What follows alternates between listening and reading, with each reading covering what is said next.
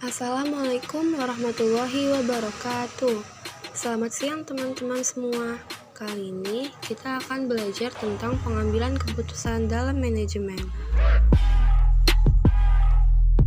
Sebelumnya, perkenalkan kami dari kelompok 4 yang beranggotakan Ananini Kadang, Azahra Putri Ainun Hami, Dias Fida Ananda, dan Maharani Puspita Dewi.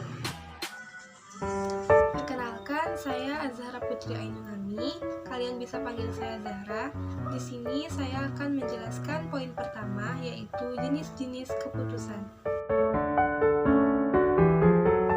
Menurut Siswanto, pengambilan keputusan adalah serangkaian aktivitas yang dilakukan oleh seseorang dalam usaha memecahkan permasalahan yang sedang dihadapi, kemudian menetapkan berbagai alternatif yang dianggap paling rasional dan sesuai dengan lingkungan organisasi. Keputusan manajemen terbagi menjadi dua jenis, yaitu keputusan yang terprogram atau programmed decision. Maksudnya ialah keputusan yang terstruktur atau keputusan yang muncul berulang-ulang. Yang kedua, keputusan yang tidak terprogram atau non-programmed decision. Maksudnya ialah keputusan yang baru pertama kali muncul dan tidak tersusun. Berikut adalah tabel dari ciri-ciri jenis keputusan terprogram dan tidak terprogram. Yang pertama, masalah. Dalam keputusan terprogram, masalah timbul secara berulang dan rutin. Maksudnya ialah keputusan masalah terprogram memiliki struktur yang baik karena pada umumnya kriteria bagaimana suatu kinerja diukur sudah jelas. Sedangkan dalam keputusan tidak terprogram, masalah timbul secara kompleks dan baru. Maksudnya ialah keputusan tidak terprogram menghasilkan lebih sedikit alternatif, sehingga terdapat ketidakpastian apakah solusi yang diputuskan dapat menyelesaikan permasalahan atau tidak. Yang kedua, prosedur. Dalam jenis keputusan terprogram, keputusan diselesaikan dengan aturan-aturan, prosedur operasi, dan kebijakan. Sedangkan dalam jenis keputusan tidak terprogram, keputusan diselesaikan dengan kemampuan menduga permasalahan. Walau hanya dilihat secara sepintas, sudah dapat diduga penyelesaian apa yang sekiranya dianggap baik. Berikut adalah contoh dari masing-masing jenis keputusan. Contoh jenis keputusan terprogram, yaitu penetapan gaji karyawan, promosi jabatan, dan penetapan persediaan barang. Sedangkan contoh jenis keputusan tidak terprogram seperti penanganan masalah. Perkenalkan, nama saya Ananini. Kalian bisa memanggil saya Ani. Di sini saya akan menyampaikan poin dari pertemuan 4, yaitu tahap-tahap pengambilan keputusan. D. Tahap-tahap pengambilan keputusan. Menurut Herbert A. Simon, tahap-tahap dalam pengambilan keputusan antara lain: yang pertama, penelitian atau riset, merupakan penyelidikan lingkungan atas kondisi yang memerlukan keputusan. Data mentah yang diperoleh diolah dan diperiksa untuk dijadikan petunjuk dan dapat menentukan apa masalahnya. Kedua, desain atau perancang. Di sini perancang merupakan proses menemukan, mengembangkan, dan menganalisis arah tindakan yang mungkin dapat digunakan. Hal ini dapat mengandung proses untuk memahami masalah, untuk menghasilkan masalah pemecahan, dan menguji apakah masalah pemecahan tersebut dapat dilaksanakan. Ketiga, pemilihan. Proses memilih arah tindakan tertentu dari semua arah tindakan yang ada. Nanti kita akan mendapat beberapa alternatif yang harus dipilih, ditentukan, dan dilaksanakan. Menurut James L. Gibson, tahap-tahap pengambilan keputusan antara lain: tahap pertama, penetapan tujuan spesifik serta pengukuran nilai. Penetapan tujuan dan pengukuran hasilnya, setiap organisasi memerlukan suatu daerah sehingga hasil karya yang memiliki organisasi. Jika tujuan telah ditetapkan secara memadai, maka tujuan akan menentukan hasil yang harus dicapai dan ukuran akan digunakan untuk menunjukkan tindakannya mencapai tujuan tersebut. Tahap 2, identifikasi permasalahan. Tahap ini meliputi kegiatan pengambilan informasi, proses informasi, dan pertimbangan yang mendalam. Di tahap ini ada 3 indikator yang membantu dalam melihat permasalahan organisasi, antara lain: Pertama, penyimpangan kinerja. Indikator ini muncul apabila terjadi sebuah perubahan secara tiba-tiba pada beberapa pola kinerja yang telah ditetapkan. 2. Kritikan orang lain. Berbagai tindakan orang di luar organisasi bisa menjadi petunjuk adanya masalah. 3. Lingkungan. Lingkungan dapat memberi informasi masalah melalui berbagai cara. Tahap 3. Pengembangkan alternatif. Proses pencarian di mana lingkungan intern dan ekstern yang relevan dari organisasi diperiksa untuk memberi informasi yang dapat dikembangkan menjadi alternatif yang mungkin. Tahap 4. Evaluasi alternatif. Pada situasi lain, manajemen lebih sering menghadapi situasi dengan kepastian yang tinggi. Dalam hal ini, kita tidak mudah memperkirakan konsekuensi dari keputusan tersebut. Tahap 5. Seleksi alternatif. Tahap ini merupakan tindakan terpenting, yaitu memilih alternatif terbaik di antara alternatif-alternatif yang telah dinilai dan dievaluasi. Tahap 6. Implementasi keputusan. Tahap ini mencakup pencapaian keputusan itu kepada orang-orang yang terkait dan mendapat komitmen mereka pada keputusan tersebut. Tahap 7. Evaluasi dan pengendalian. Tahap terakhir ini adalah monitor dan evaluasi. Tahap ini dilaksanakan untuk memastikan pelaksanaan keputusan yang diambil mengenai sasaran dan tujuan yang ingin dicapai. Tipe-tipe masalah. Pertama, masalah terstruktur. Masalah ini pada umumnya terus terang dan jelas dalam hal informasi yang dibutuhkan dan menyelesaikannya. 2. Masalah tidak terstruktur. Merupakan masalah yang memiliki informasi terbatas dalam situasi yang baru atau tidak terduga. 3. Masalah menghadapi krisis, yaitu masalah yang tidak terduga dan dapat menghancurkan jika tidak ditangani dengan cepat dan tepat. Perkenalkan, nama saya Maharani Puspita Dewi. Kalian bisa panggil saya Rani. Pada pertemuan kali ini, saya akan menjelaskan mengenai poin ketiga, yaitu gaya pengambilan keputusan. Sebelumnya, apa kalian sudah tahu apa itu gaya pengambilan keputusan? Gaya pengambilan keputusan adalah gaya yang bagaimana seseorang merespon serta mengambil tindakan yang dilakukan pada situasi yang dihadapinya. Secara umum, gaya pengambilan keputusan dibagi menjadi 5. Di antaranya, pertama, manajer mengambil keputusan sendiri. Manajer mengambil keputusan sendiri dengan menggunakan masukan informasi yang tersedia pada waktu tertentu. Kedua, manajer memperoleh informasi. Manajer memperoleh informasi yang diperlukan dari para bawahan dan kemudian manajer menetapkan keputusan yang dipandang relevan. 3. Manajer membicarakan permasalahan yang dihadapi organisasi. Jadi, manajer membicarakan permasalahan yang dihadapi organisasi dengan para bawahan secara individu. Dan, manajer mendapatkan gagasan serta saran tanpa melibatkan bawahan. 4. Manajer membicarakan situasi keperluan dengan para bawahan. Jadi, manajer membicarakan keperluannya dengan para bawahan sebagai suatu pertemuan kelompok. 5. Manajer membicarakan situasi keputusan dengan para bawahan. Jadi, manajer membicarakan keputusannya dengan para bawahan sebagai suatu kelompok dan kelompok menyusun serta menilai alternatif. Menurut Kusbun, ada 4 gaya pengambilan keputusan. Di antaranya, pertama, ada rasional. Rasional adalah gaya pengambilan keputusan yang ditandai dengan strategi secara sistematis dengan orientasi masa depan yang jelas. Kedua, intuisi. Intuisi adalah gaya pengambilan keputusan yang ditandai dengan ketergantungan terhadap pengalaman batin dan kecenderungan untuk mengambil keputusan dengan cepat tanpa adanya suatu pertimbangan. Ketiga, dependen. Dependen adalah gaya pengambilan keputusan yang menolak tanggung jawab terhadap pilihan dan juga melibatkan tanggung jawab kepada orang lain. Keempat, ada keraguan.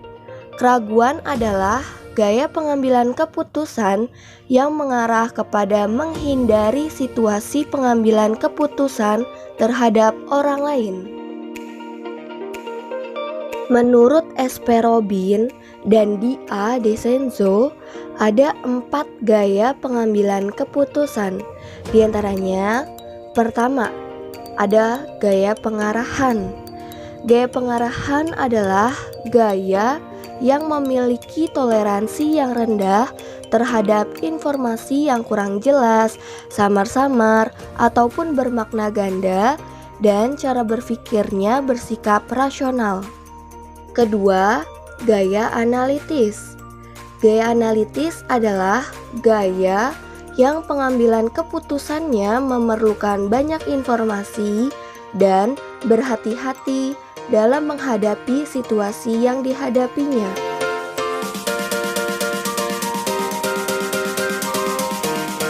Ketiga, gaya konseptual.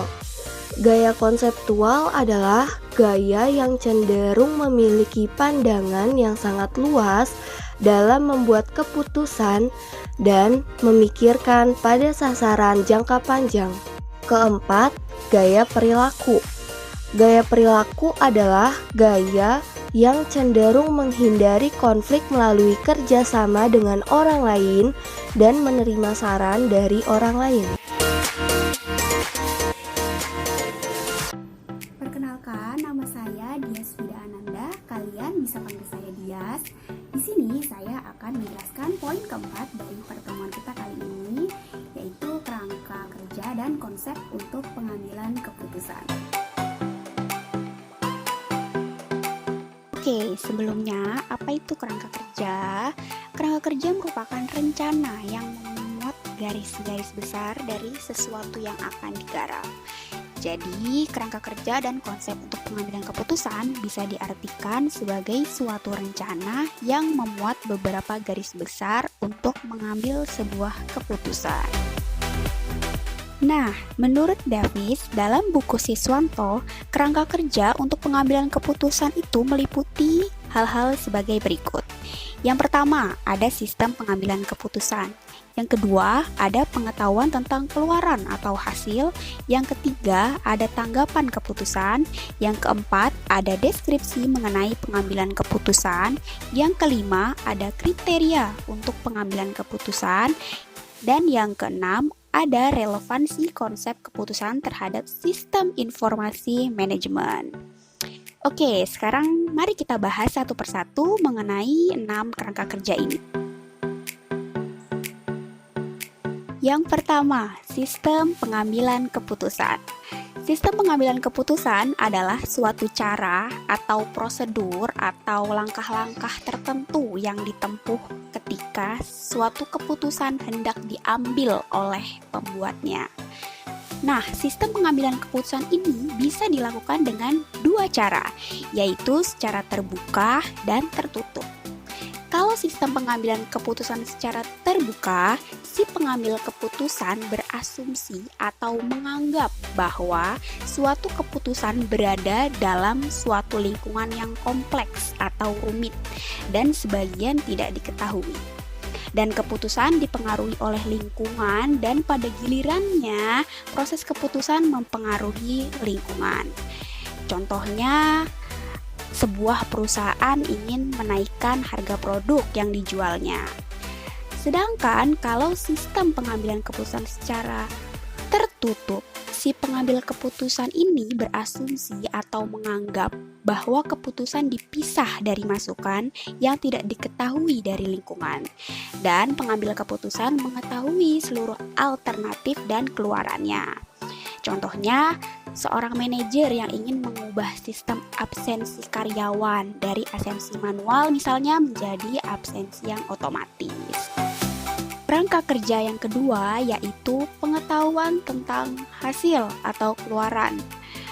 Nah, ada 3 jenis pengetahuan yang berhubungan dengan hasil suatu keputusan, yaitu ada kepastian, resiko, dan ketidakpastian.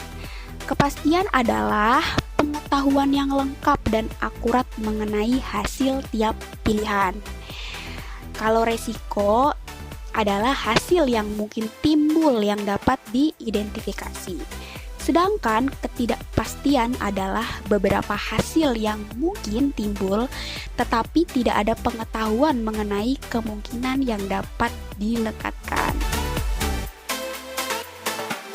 Nah, kerangka kerja yang ketiga adalah tanggapan keputusan. Berdasarkan kemampuan organisasi atau individu untuk mengadakan prarencana dalam pengambilan keputusan, nantinya keputusan itu dapat digolongkan menjadi dua, yaitu keputusan terprogram dan keputusan tidak terprogram. Keputusan terprogram adalah keputusan yang dapat dispesifikasikan sebelumnya sebagai seperangkat aturan atau prosedur keputusan.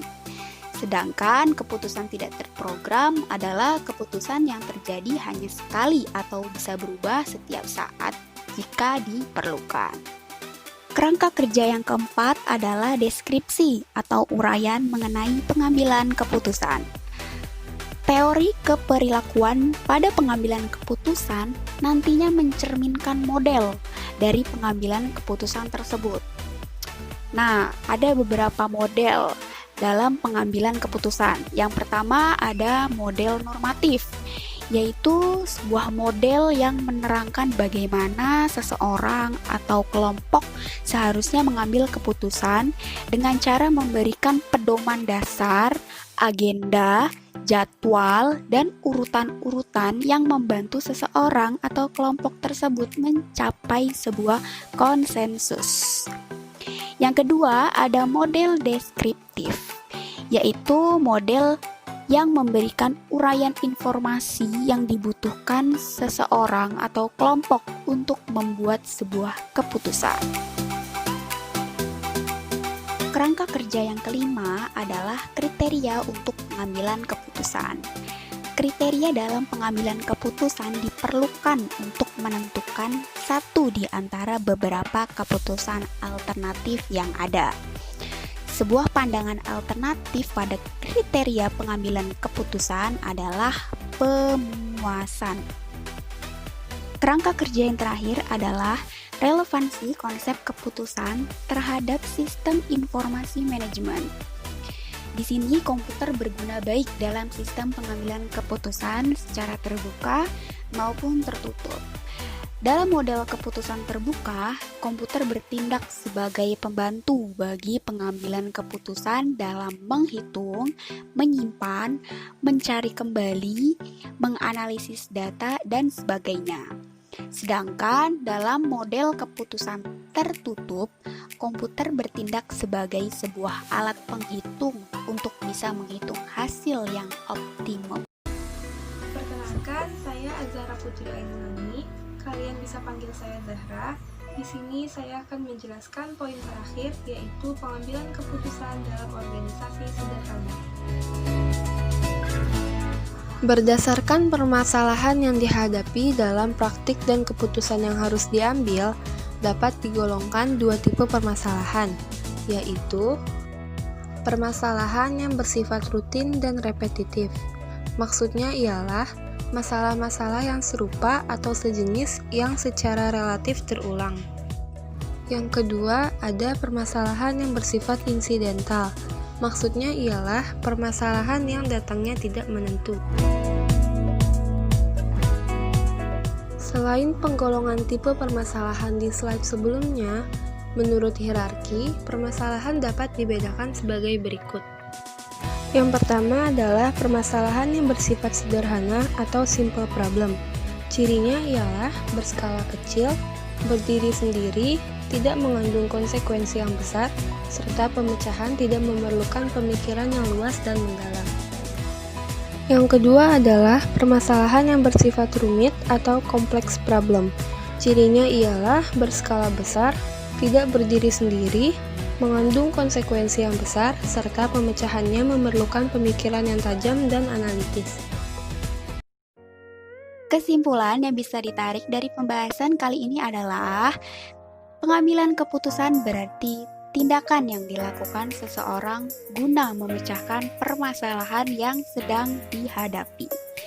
Maka dari itu, sebelum seseorang mengambil sebuah keputusan, ada baiknya seseorang itu memahami betul tipe masalah yang sedang dihadapi hingga tahapan apa saja yang harus ditempuh agar keputusan yang diambil membuahkan hasil yang baik dan minim resiko.